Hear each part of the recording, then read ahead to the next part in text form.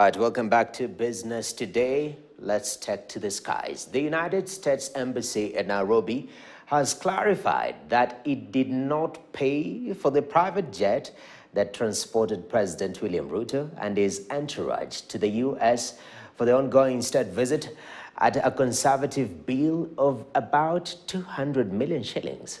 The cost of the president's travel to the United States is now raising political heat, with Azimio la Umoja, One Kenya coalition leaders calling for the formation of a special committee to probe the government's expenditure. The opposition has also questioned the size of the delegation that accompanied the president to the U.S., saying it added unnecessary costs. KTN's political affairs reporter Emmanuel Tos actually reports. Hours after KTN News highlighted how President William Ruto spent over 200 million shillings to hire a royal jet from Abu Dhabi, UAE to move him to the United States of America for the 4-day state visit, the U.S. Embassy here in Nairobi has distanced itself from footing the bill of hiring the Boeing business jet, which cost the taxpayer about 2.5 million shillings per hour. In a statement shared with KTN News, the spokesperson Andrew Viveiros said the U.S. did not have anything to do with the cost associated with the jet used by the president. Ruto, who landed in Atlanta, Georgia Monday evening, was also accompanied by a host of a delegation, including an advance team, which has raised the number of high-ranking officials on the trip. Although State House has now unveiled the flight manifest of the delegation, pictures shared by President William Ruto show a huge number of leaders and content creators who accompanied him on the 4-day trip. These include the Prime CS and CS for Foreign Affairs Musalia Mudavadi, Health CS Susan Nakhumicha, Council of Governors Chairperson Anne Waiguru, Homa Bay Governor Gladys Wanga, Machakos Governor Wavinya Ndeti, blogger Dennis Itumbi, among others.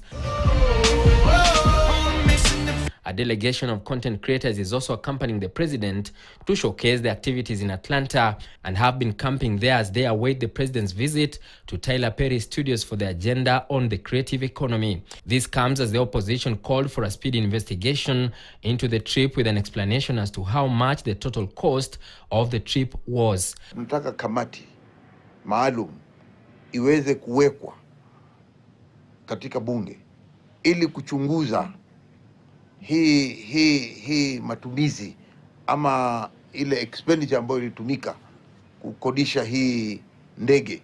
I want to move and ask my fellow leaders in the Senate and in the National Assembly to launch an inquiry into the Asla Jet Season 2 to find out who approved this expenditure.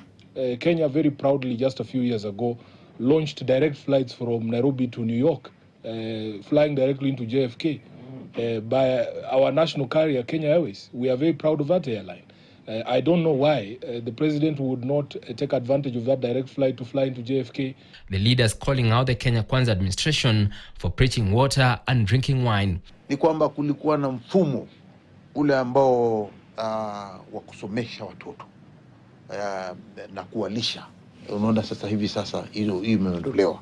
We were being told the other day that the deputy president is scheduled to spend 600 million Kenyan shillings to repair a building that was, or a residence that was built using only 400 million shillings. I want to challenge him now to refund that money to the treasury because that was unnecessary. It is completely an unnecessary expenditure. This is the second time President William Ruto is finding himself in the crosshairs. 11 years ago, a special committee led by the then Budalangi MP Ababu Namwamba began proceedings to ascertain how Ruto, a deputy president then, hired a Bombardier 850 Challenger for 100 million shillings for a shuttle diplomacy across the continent. Back then, a top cartoonist, Gado, depicted how Ruto valued his luxury without minding about the burden he was putting on Kenyans in the expensive jet. A current jet in question, fitted with 10 auxiliary tanks, went into commercial use about 9 years ago. This particular one, used by President Ruto and his team, is configured for day travel at 34 seats, 8 of them VIP, 8 business and 18 standard, and it also has an executive bedroom. Emmanuel To, KTN News, Nairobi. The president was cruising nicely.